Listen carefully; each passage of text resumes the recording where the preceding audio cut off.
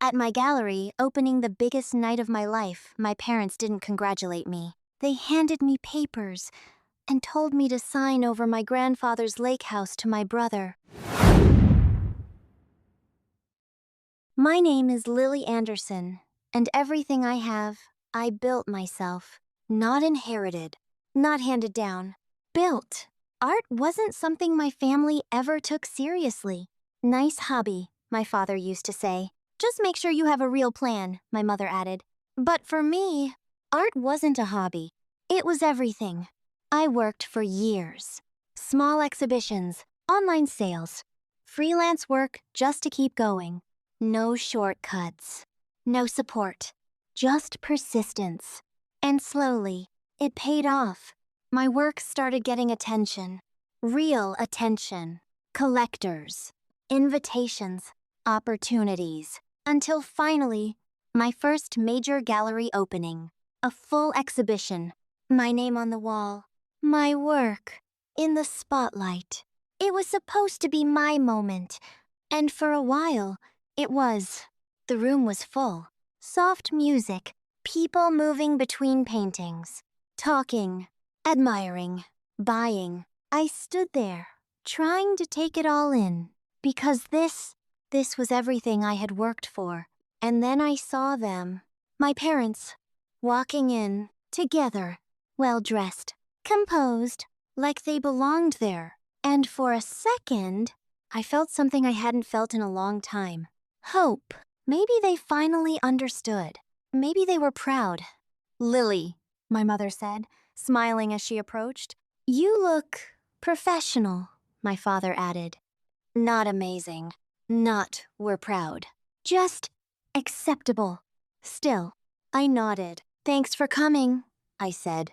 They looked around the gallery, taking in the space, the people, the attention, and I could see it. That shift. The moment they realized this wasn't a hobby anymore. "This is bigger than we expected," my mother admitted. "I told you it would be," I said quietly. My father nodded slightly. "Yes, you did." For a moment, it almost felt normal. Then my brother arrived. Daniel, confident, relaxed. Like everything in life came easily to him. "Hey," he said casually. "Nice setup." Setup. Like this was temporary. Like it didn't matter. "Thanks," I replied. We stood there for a few minutes. Small talk. Surface-level conversation. And then, my father said it. "Can we talk somewhere private?" That tone, I recognized it immediately. Serious. Controlled. I hesitated for a second, then nodded. We moved to a quieter corner of the gallery, away from the crowd, away from the paintings, away from my moment. My mother pulled something out of her bag. A folder. My chest tightened slightly, because I already knew. This wasn't about my art. "This won't take long," she said. She handed it to me. I opened it and froze. Legal documents, property transfer papers. My grandfather's lake house. The one place that actually meant something to me. The one thing he left behind. "To Daniel," my father said. Like it was obvious. Like it made sense. I looked up slowly. "What is this?" I asked. "We think it's the best decision," my mother said. "For who?" I replied. Silence. Then, "For the family," my father answered. There it was. That word again. Family. Always used when they wanted something. Never when I needed something. "He needs it more," my mother added. I looked at my brother. He didn't say anything. Just stood there, waiting, like this was already decided.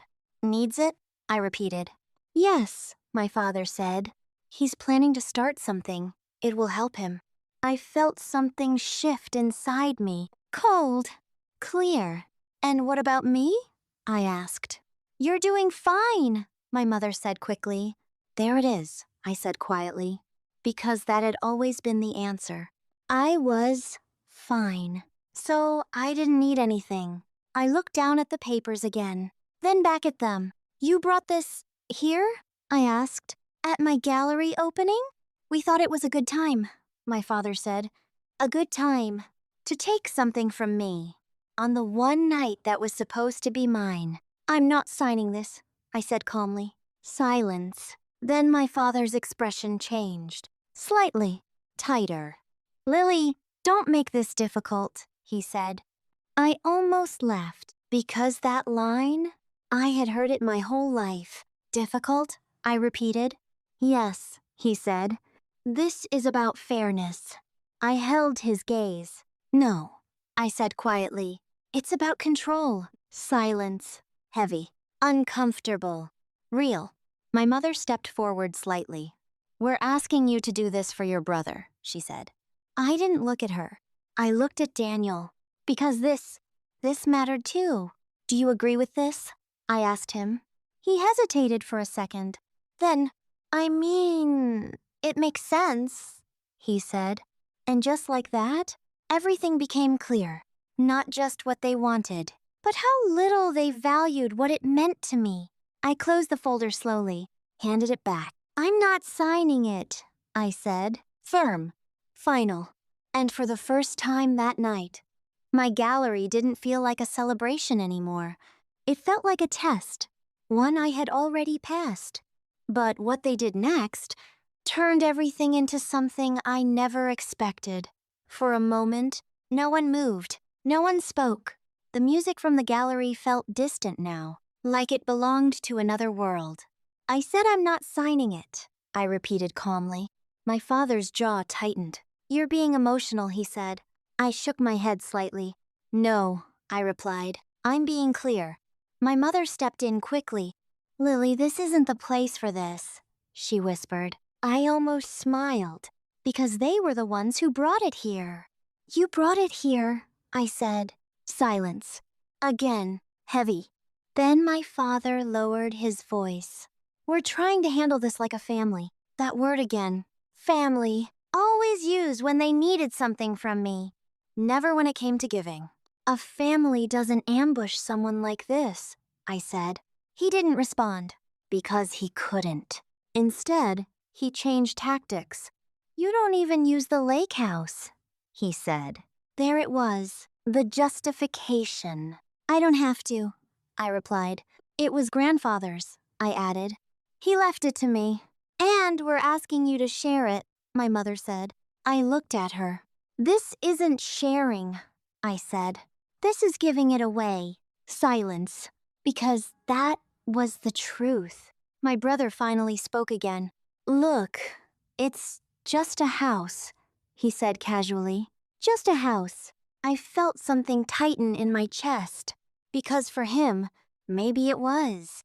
But for me, it wasn't. It was the last place I remembered my grandfather.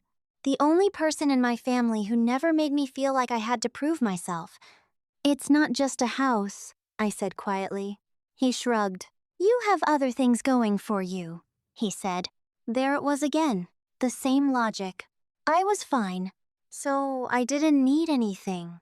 I took a slow breath, trying to keep everything steady, because this wasn't just about the house. It was about what it represented. Every time they chose him, every time they dismissed me, every time they decided what I should give up, because I could handle it. I'm not giving it to you, I said. Direct. No softness, no space for interpretation. My father exhaled sharply. You're being selfish, he said. That word again.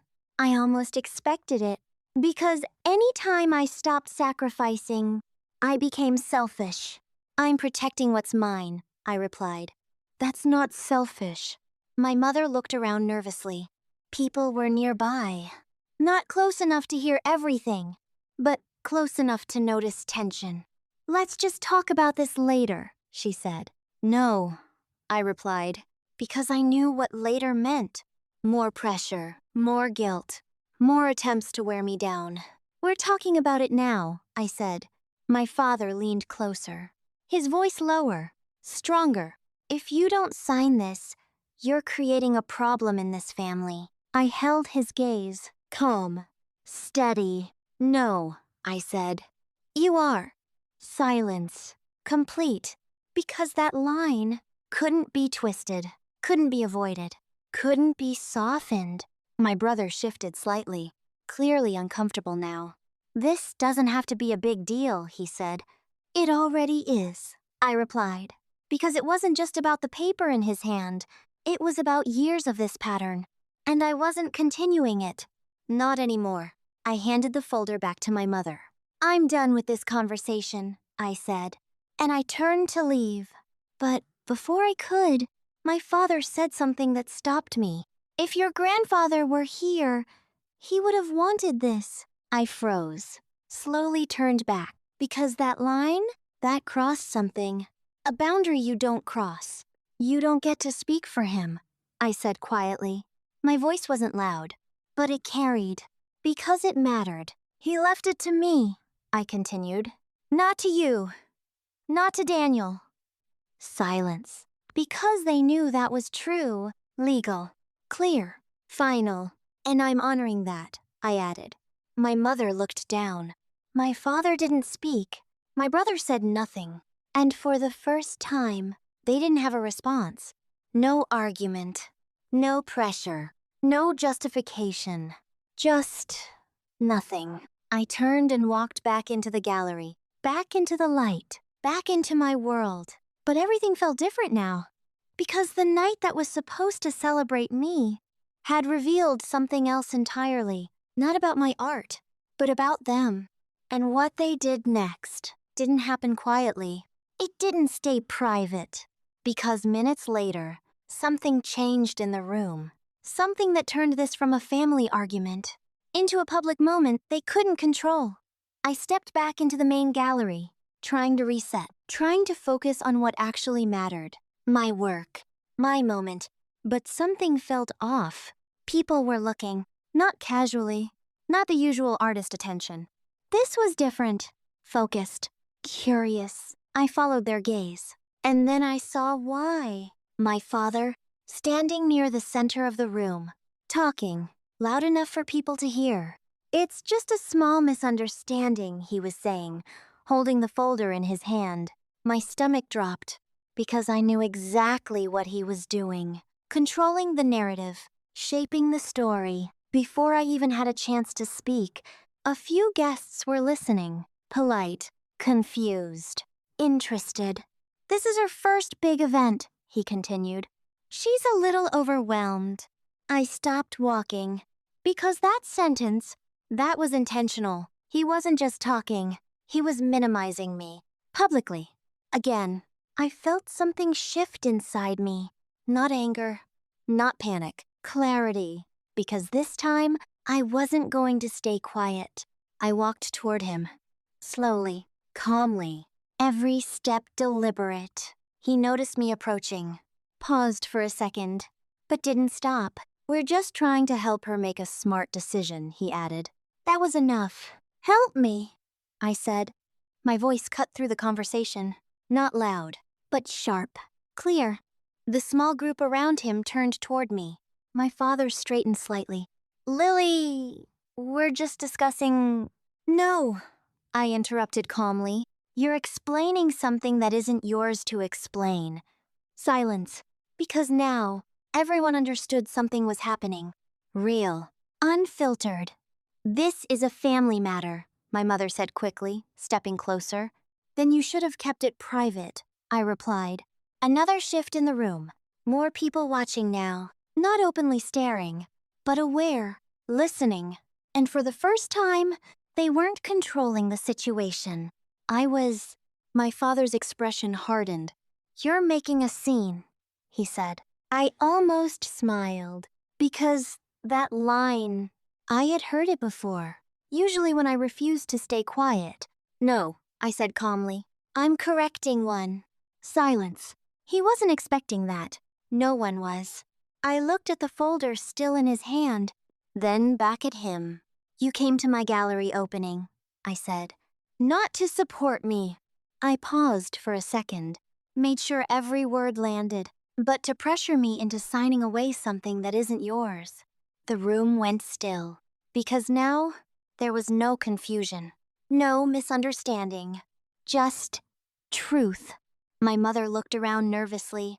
"Lily, please," she whispered. But I didn't stop. Not this time. You told people I'm overwhelmed? I continued. No, I'm clear. I turned slightly, just enough so others could hear. This is about my grandfather's lake house, I said. He left it to me. A few quiet reactions. Subtle, but there. They want me to give it to my brother, I added. And just like that, the energy in the room changed completely, because now people understood the situation. And it didn't look good. Not for them. My father stepped closer, lowered his voice. Stop this, he said. I looked at him. Calm, steady. No, I replied, because for the first time in my life, I wasn't protecting their image. I was protecting myself. My brother shifted awkwardly. This is getting out of hand, he muttered. I turned to him. No, I said. It's finally being seen clearly. Silence. Because that's what this was. Clarity, not drama, not emotion. Truth, unfiltered, uncomfortable, real. I took a step back, created space. Not just physically, but emotionally. I'm not signing anything, I said. Now, or later. Final. And this time, no one tried to argue, because they couldn't. Not here. Not like this. Not with people watching.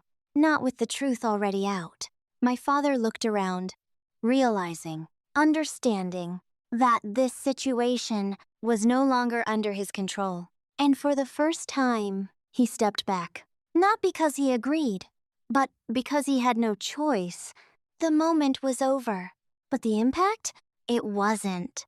Because what happened next didn't come from me. It came from someone else in that room. Someone my parents didn't expect. Who turned this entire situation into something even bigger? The room stayed quiet for a few seconds after I finished speaking. Not awkward, not chaotic, just still, like everyone was processing what they had just witnessed. And then, someone stepped forward. Lily? I turned. It was Mr. Carter, the gallery owner. The person who gave me this opportunity, respected, well known, and most importantly, someone my parents immediately recognized. He looked between me and my parents. Calm, observant. I just want to make sure I understand what's happening, he said. His tone wasn't aggressive, but it carried authority, because in this space, he mattered. A lot. My father straightened slightly, trying to recover. It's just a family misunderstanding, he said again. But this time, it didn't land the same way. Mr. Carter didn't nod. Didn't accept it. He looked at me instead. Is that how you see it? He asked. Simple question, but powerful. Because now, the focus wasn't on controlling the story. It was on the truth. I held his gaze. No, I said. Clear. No hesitation. The room stayed quiet. Mr. Carter nodded slowly, then looked back at my parents. I think this evening is meant to celebrate Lily's work, he said. Polite, but firm, and not resolve property disputes. A few people shifted slightly. Subtle reactions. Agreement. Support. My mother forced a small smile. Of course, she said quickly. We didn't mean to. I understand, he interrupted gently, but he didn't look convinced. And that mattered, because now, they weren't just dealing with me. They were dealing with how they looked to others, and that's something they always cared about. A lot. Mr. Carter turned back to me. Your work tonight has been receiving excellent feedback, he said. I nodded. Thank you. And, he continued, I'd like to discuss something with you later privately. A small pause. Then, there are a few collectors interested in a long-term collaboration. That sentence shifted everything. Again. Because this wasn't just about the gallery anymore. This was about growth, expansion, opportunity, real, visible, important. And my parents heard it too. I could see it in their faces. That realization, that moment where they understood. This wasn't temporary. This wasn't luck. This was real success. I'd be happy to, I replied. Mr. Carter gave a small nod, then added, "Just loud enough. You've earned this. Not, you're lucky. Not, this is nice. Earned." That word mattered. He gave one last look toward my parents. Not rude, not aggressive, just clear. Then stepped away. And just like that, the power dynamic shifted completely. My parents stood there, quiet. No arguments, no pressure. Because now, continuing would only make things worse. Not for me. For them. My father exhaled slowly. "We'll talk later," he said. But this time, it wasn't a demand. It was a retreat. I nodded. "Maybe," I replied. Because now, that choice was mine. My brother avoided eye contact, said nothing. And for the first time, he looked unsure. Not confident, not entitled, just uncertain. My mother adjusted her bag slightly. "We didn't mean for this to happen," she said softly. I looked at her, calm. "You chose the moment," I replied. No anger, just truth. They didn't respond because there was nothing to say. After a few seconds, they left, quietly. No scene, no goodbye, just gone. And as the door closed behind them, the atmosphere in the gallery changed again. But this time, in my favor. People approached. Not with pity, not with curiosity, with respect. "Your work is incredible," one woman said. "I admire how you handled that," another added. Not loud, not dramatic, but real. And for the first time that night, I felt it again. That feeling from earlier. Pride. Not because of what I said, but because of what I didn't give up. I protected something important. Not just the house, myself. And the night, the one that almost got taken away from me, came back. Stronger, better, clearer. But the story didn't end there. Because a few days later, my parents reached out again. And this time, it wasn't about the house. It was about something they had never offered before. A few days passed. No calls. No messages. Just silence. And honestly, I didn't mind it. Because for the first time in a long time, I felt steady, focused, clear. The gallery opening had turned into something unexpected. But it didn't take anything away from me. If anything, it showed me exactly where I stood. With my work, with my family, with myself. Then my phone buzzed. A message from my mother. "Can we talk?" Short. No pressure. No explanation. Just a request. I stared at it for a moment. Because this felt different. Not urgent. Not controlling. Just careful. I replied. Okay. We met 2 days later. Not at their house. Not at mine. A quiet cafe.